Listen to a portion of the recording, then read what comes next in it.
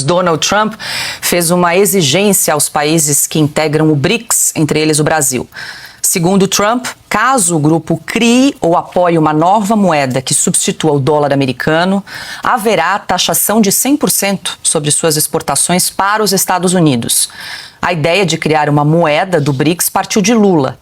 A afirmação foi feita pelo ministro das Relações Exteriores da Rússia, Sergei Lavrov, em uma entrevista à TV BRICS.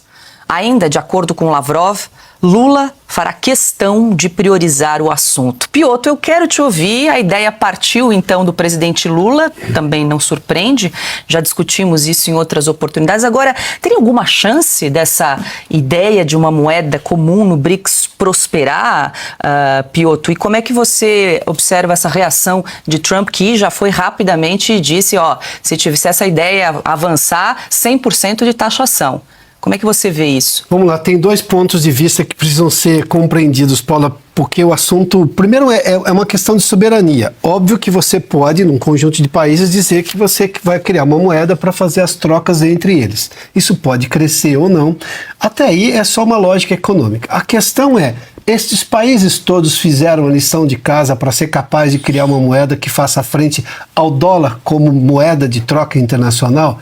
Este é o ponto. O Brasil não fez. O Brasil tem um problema que é das coisas mais, digamos, pequenas, obviamente, do ponto de vista econômico de quem pensa em política econômica com seriedade. Mas é grandioso no estrago que faz ao país. A gente está com um problema de déficit. Aí o país quer o quê? Liderar uma discussão de uma moeda internacional. Aliás, os russos já disseram que foi ideia do Lula, né?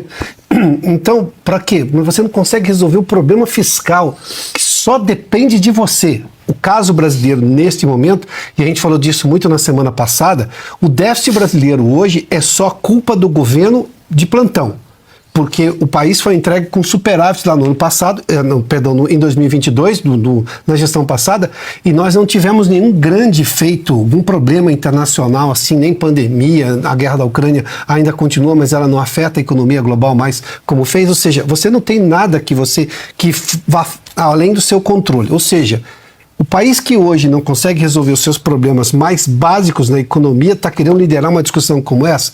A reação de Donald Trump é típica de negociador. Em economia, você esbraveja.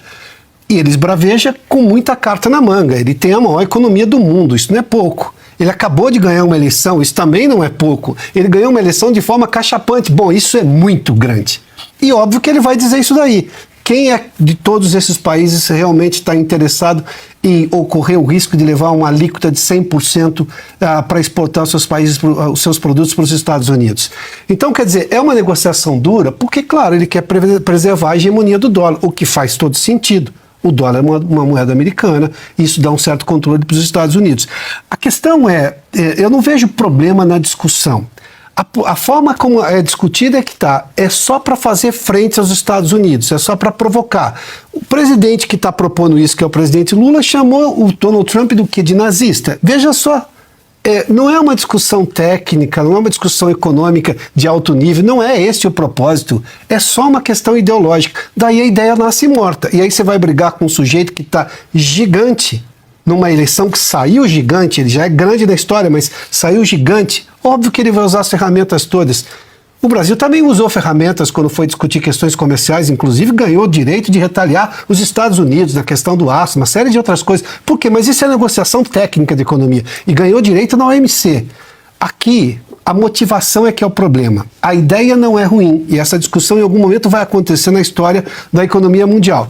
Mas a forma como ela foi concebida e por quem e por qual razão, esse é o problema do Brasil. Esse é o problema da tal moeda dos BRICS. Sim. Achar que a Rússia e a China vão bancar esse negócio sem levar em conta o que os americanos estão fazendo, aí é pretensão do Lula. Você acha que essa declaração do Trump pode frear esse desejo, aí, principalmente de China e Rússia, de criar essa moeda, apesar da ideia ter vindo aqui do presidente Lula? E tem essa questão da motivação, né? É muito mais ideológico do que econômico, é muito mais para reforçar o grupo politicamente do que uma ideia que para em pé economicamente falando. Eu acho, Paula, que não freia porque nem sai do lugar. Não adquire velocidade alguma. Muitos falam essa agenda protecionista do Donald Trump sobre colocando aí tarifas exorbitantes.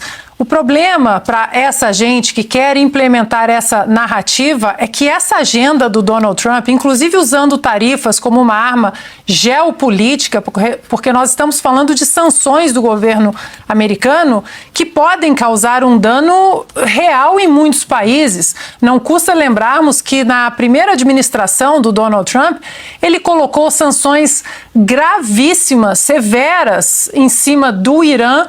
E o Irã não conseguiu financiar o terrorismo, porque Donald Trump sufocou as artérias financeiras do maior financiador do terrorismo no mundo. Joe Biden volta à Casa Branca e faz o quê? Abre essa torneira novamente. Então, essa agenda do Donald Trump é uma agenda vencedora, foi uma agenda que venceu uma eleição esmagadora. Então, não tem como nem dizer, mas Donald Trump está sendo um ditador, porque agora ele quer implementar uma agenda.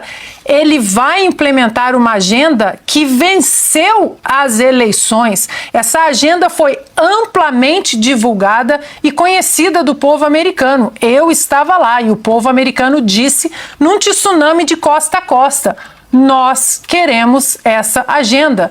Então, de novo, Paula, eu acho que não freia, porque essa ideia nem sai do lugar.